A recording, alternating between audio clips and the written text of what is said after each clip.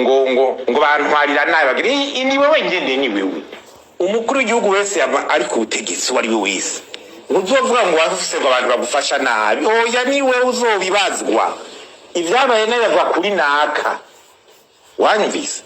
Ndasubiriye kubahereza kaze mwese banywanyi bacu mukurikira makuru n'ibiganiro dutambutsa kuri nombonesha kure mukunda muri benshi shiramatsiko nanone n'umwanya yagize ko ari karagarukwa ko cane irya nino aho tugiye kugaruka ku makuru akomeye cane kandi ahambaye kubiriko biravugwa cane ngaha mu gihugu c'u Burundi. Ibintu biriko biratera biragenda nabi biri kuba bibi kurushaho. President Evariste Ndayishimiye yagambaniwe umwanya n'umwanya murashobora kumva kudeta itangajwe kuko amakuru adushikira agenda arabigaragaza. Amakuru tuba twakuye masoko yacu atandukanye akorera irya nino ngaha mu gihugu c'u Burundi.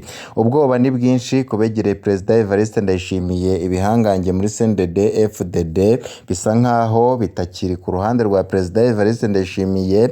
Ivyo President Evariste Ndayishimiye abandanya ashikiriza birerekana iyo biriko biratera biraja aho President Evariste Ndayishimiye yikeka yuko ashobora no kwicwa umwanya n'umwanya.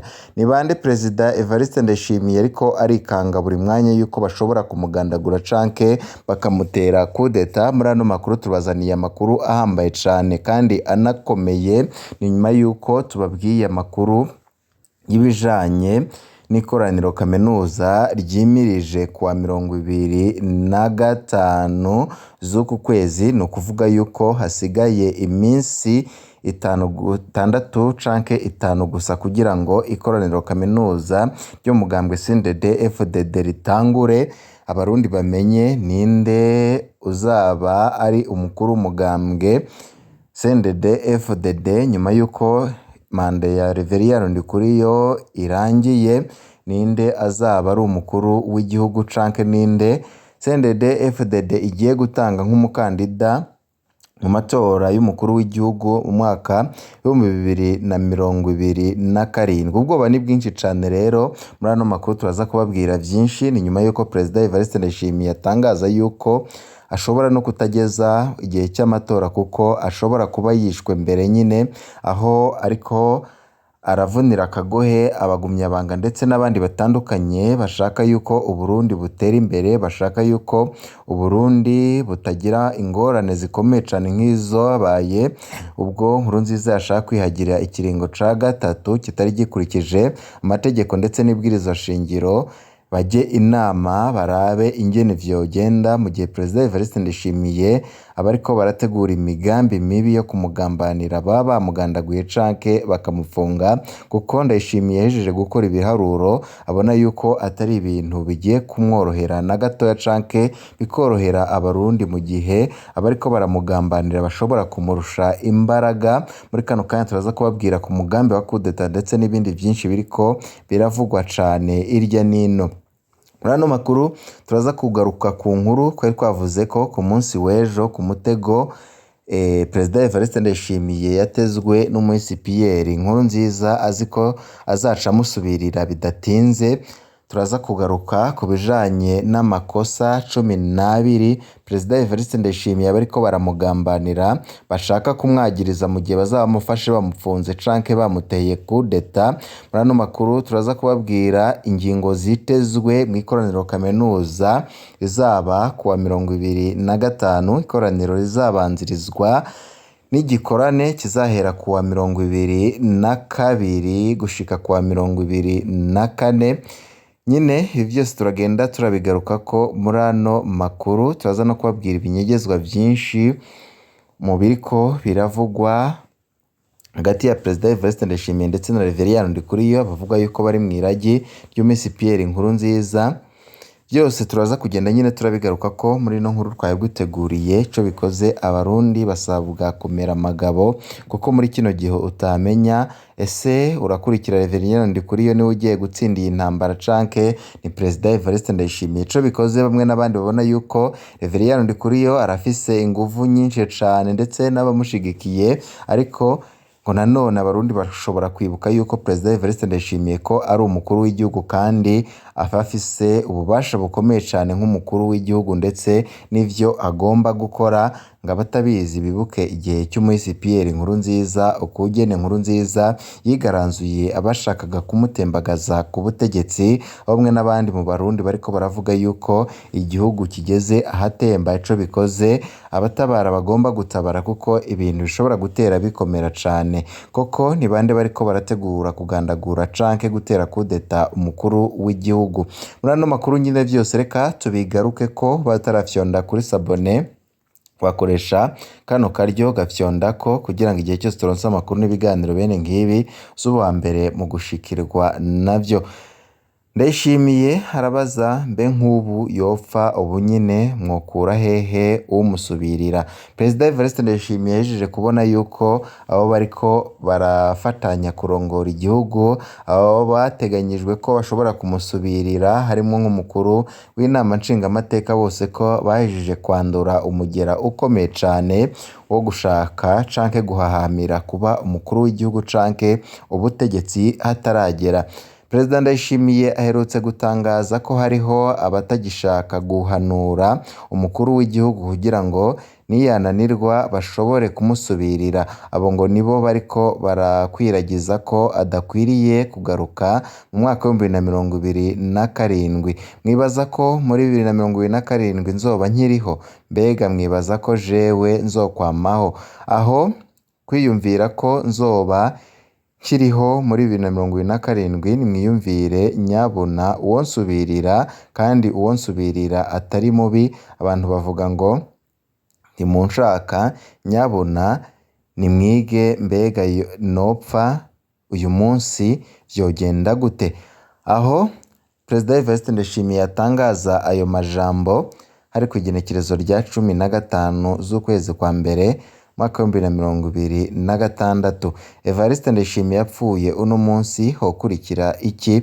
Ibwirizwa shingiro rirategekanya ivyo kurikira apfuye uno munsi. Gerard Ndabirabe yoca atwara ikiringo c'imfata kibanza c'amezi 3 agaca atunganya amatora y'umukuru w'igihugu. Seni yohamagarirwa gutunganya amatora y'umukuru w'igihugu.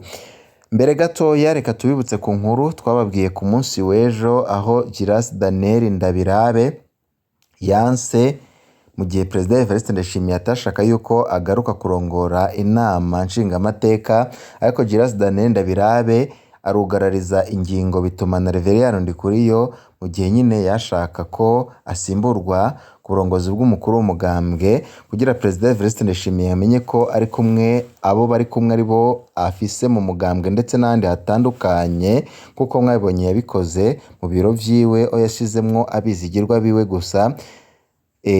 Urongoye umugambwe CNDD FDD Reverien Ndikuriyo nawe yaciye yigana Gerard Ndabirabe maze yanga ku burongozi, aho kuri ubu ngubu amakuru adushikira avuga yuko Gerard Ndabirabe yoba ari ku mugambi ukomeye cane w'abagendera mw'iragi, bakaba bariko barategura ikintu gikomeye cane cyo kuzimya Perezida Evariste Ndayishimiye.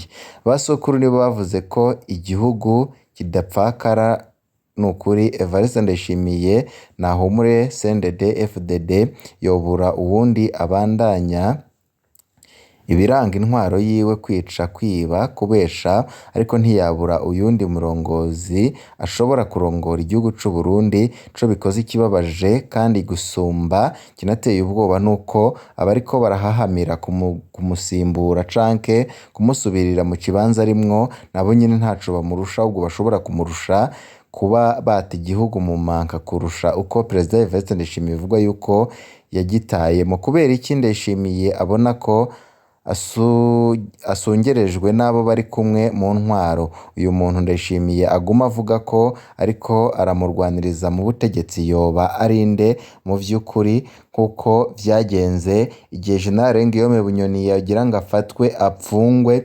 Ibintu nk'ibi byabanje kuba, haraba imvururu zikomeye cane mu majambo ndetse no mu bimenyeshamakuru bitandukanye no ku mbuga ngurukanabumenyi, ariko ivyo ngivyo vyaheze Bunyoni akuwe kandi nabi maze arapfungwa. Kuri ubu ngubu hari amakuru avuga yuko Bunyoni hoba hateguwe umugambi wo kumugandagurira aho agwariye mu bitaro vya Gitega, babanje kumunigisha ivyo aryamamo ni ukuvuga amashuka, aho Perezida Evariste Ndayishimiye bivugwa yuko ngo yoba ari muri uwo mugambi kandi hakaba harateguwe ibintu bikomeye cane vy'uko Bunyoni nyine agomba kugandagurwa, kuko nayo yaramenye yuko nubwo Bunyoni avuga yuko atavuga, kuri ubu ngubu amakuru aturuka mu iperereza rya Perezida Evariste Ndayishimiye avuga yuko ivyo vyose Bunyoni ryoba ari uruyeri rukomeye cane yoba afise umugambi ngo abandi boba barimwo nawe nyine awurimwo, kandi nubwo bamwe bavuga yuko agira ngo acikane.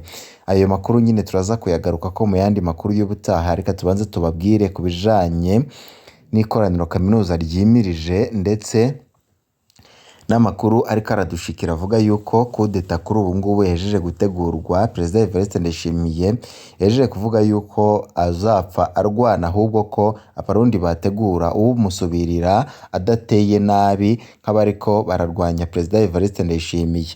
Umuzi wa vyose nk'uko nari nabikubwiye mu ntango ni umutego Perezida Nkurunziza yasigiye Perezida Ndayishimiye. Ku nkuru twagarutse ko kugira ngo yemere gutanga ubutegetsi, Perezida Nkurunziza yari yapanze ibituma agumana ijambo rya nyuma ku bibazo bihambaye vy'igihugu, umukuru w'igihugu nawe agakora ivyo amutumye.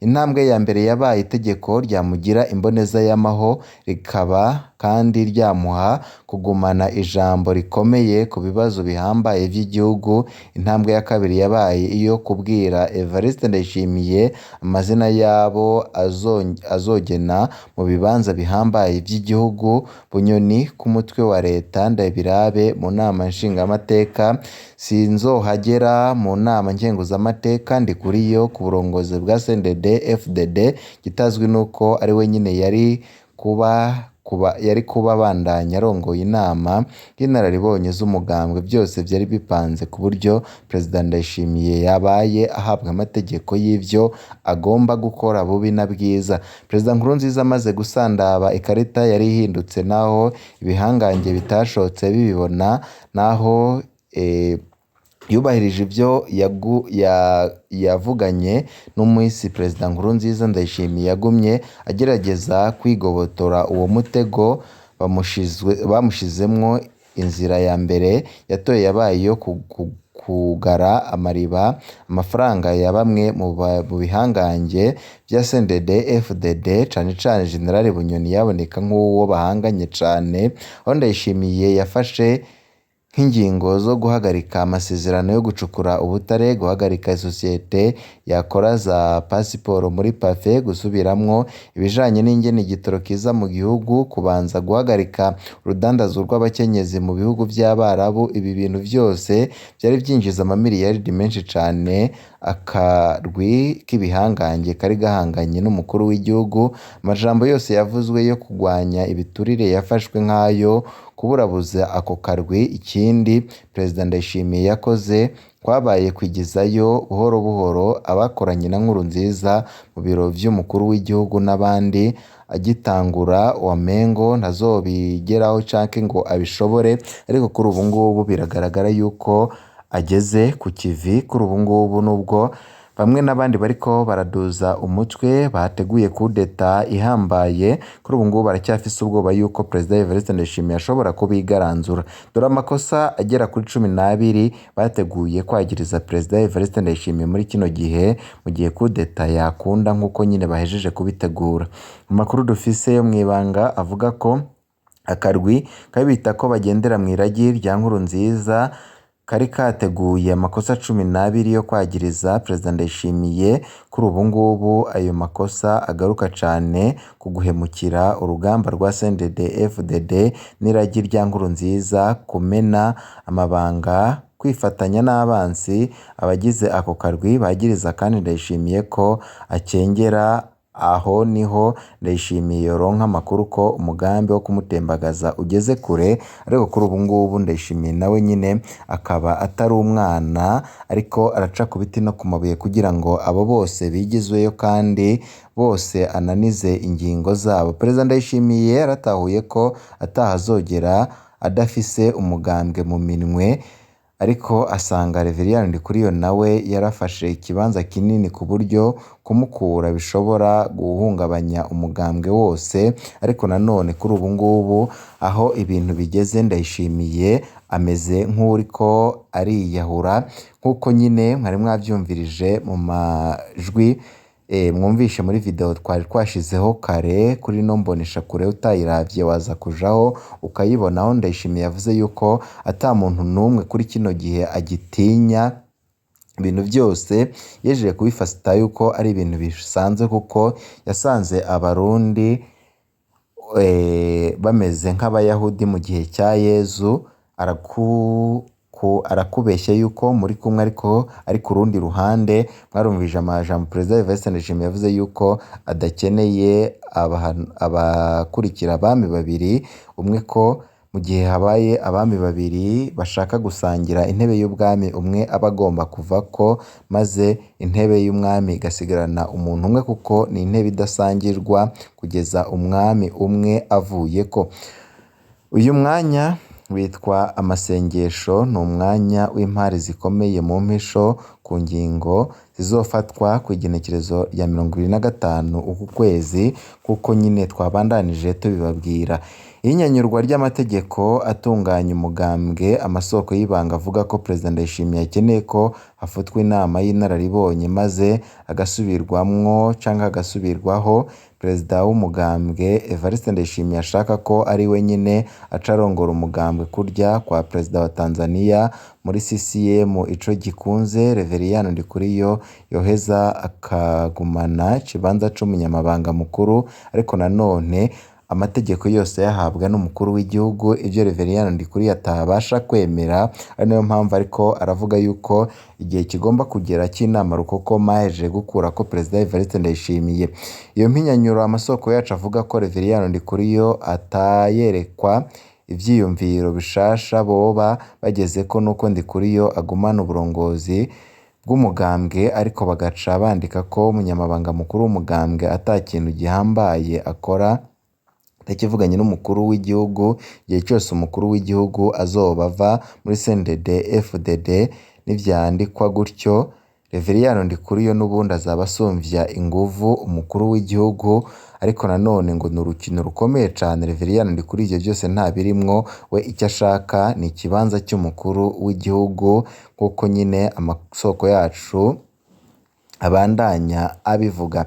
Byitezwe ko hanafatwa ingingo zijanye n'ikibanza c'abahoze bagwana muri CNDD FDD bariko barakukuruka mu nzego z'umutekano. Ivyo ni bimwe mu bitanguye gusohoka, ariko nk'uko dukunze kubivuga, ivyaba CNDD FDD